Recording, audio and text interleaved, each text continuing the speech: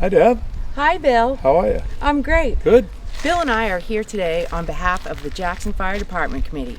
We've been charged to take a look at this building to see, why do we need a new fire station? Why do we need a new fire station, Bill? So we see these stairs. Where do these stairs go? These stairs go upstairs to our meeting room, training room area that unfortunately we don't use much because of the ADA now.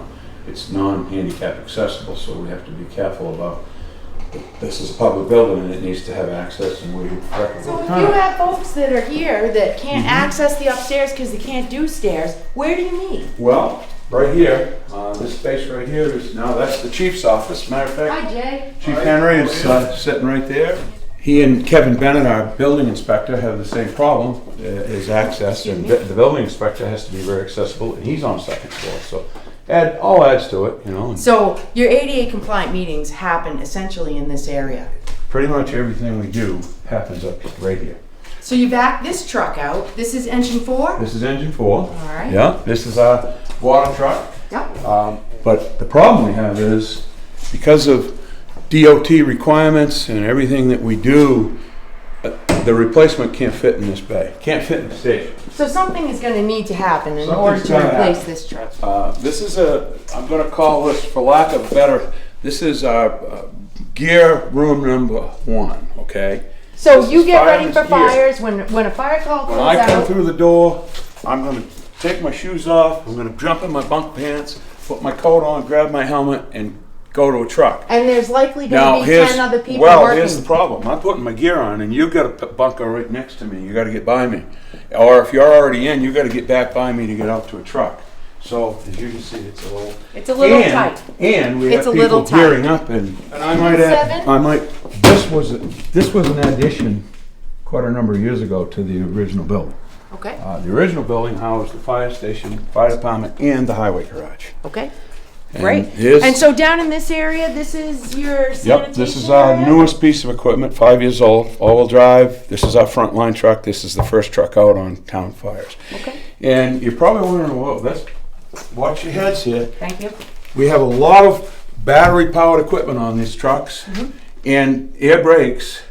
And if you don't pressurize and charge the air brakes, and they purge down by DOT requirements, when they're sitting idle after 24 hours, this truck, the brakes are totally locked up if there's not a minimum of 60 pounds of air pressure built. So what So you're it saying takes- is recharging these trucks and this charging situation is essential to That cord responding. right there is not plugged in, and it's 24 hours from now. This truck is going to set idling for 2 minutes before we can even move out of the station. And if the cord's not plugged in, portable radios go dead. But this is our clean room. We are required by NFPA, insurance, everything, to have a sanitized clean room that's totally secured, sealed, and like a meat room that's what it has to be. And this is where, when we come back from a fire call, our SCBA, self-contained breathing apparatus, has to come back out. They have to clean it, check it, make sure that it's all in good function, sanitize it, put it back in service in the truck. So this is a sanitation area. This is our clean room sanitation area. We're back over here now. We're back to engine 6.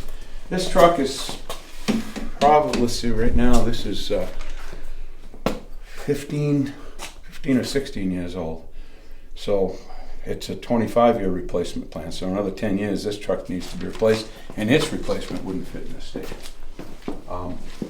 This hole, I can fit back here, but that hose needs to go in this hose bed up here, up on top. I can't do that.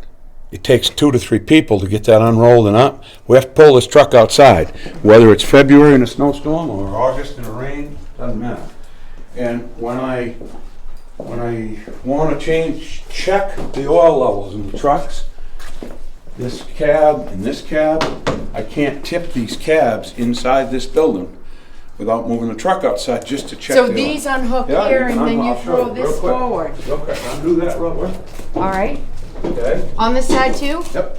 Okay. All right. Got it. And this is where, see what I'm saying? Now, see where I'm standing? That's it. If I let go and this thing keeps going, I'm going to get hit, and Right. it's going to hit the glass.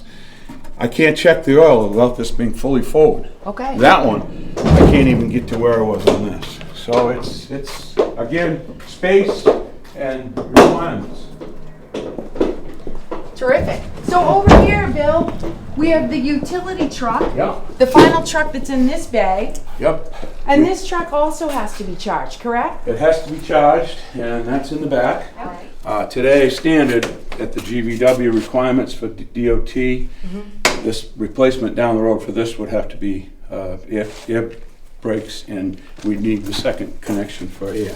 All right. And watch yourself here. This is And then electrical when issue. what happens? What's going on Okay, in well, here? this is our mechanical room. And Okay. So has- this is This is your all dark. this is your mechanical area. Okay. And you see the electrical, all the electrical stuff in there, two different boxes, different areas. We've got cables over here that we've had to play with trying to fix some things. This is a really tough area. needs a little help. It needs a tremendous amount of help. All right. That compressor right there is supposed to be in a vented in, vented out room, sealed, because that runs, if we drain the tanks on this truck, filling air tanks, that's the inboard compressor.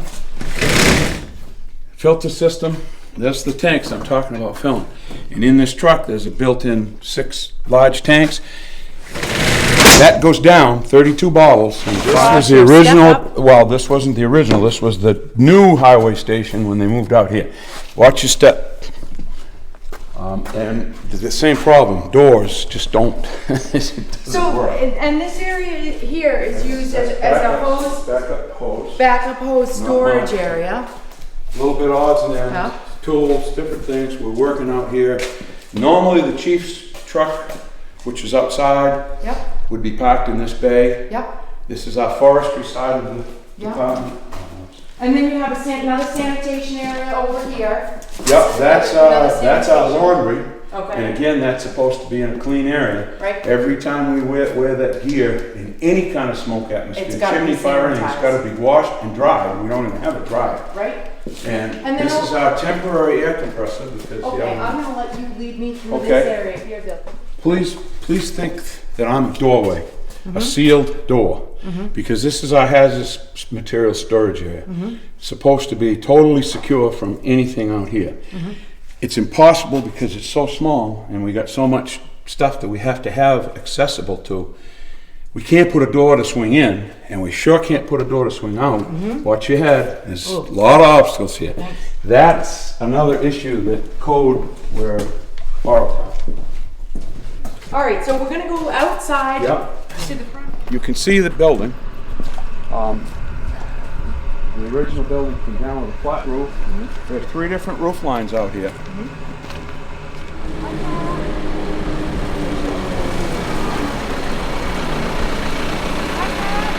He's totally blind to any vehicle coming in. This entry or coming out, if we're going into fire calls, we got trucks coming, he could be going out in a snowstorm. So this is an And he's actual totally road blind. here. Snow comes off this roof, we can't pull a vehicle out till a vehicle like that gets snow. It's worse, because those vehicles are not critical vehicles to a regular house call fire. These vehicles are, and pardon our funkin' people display of E911. Such a good pumpkin.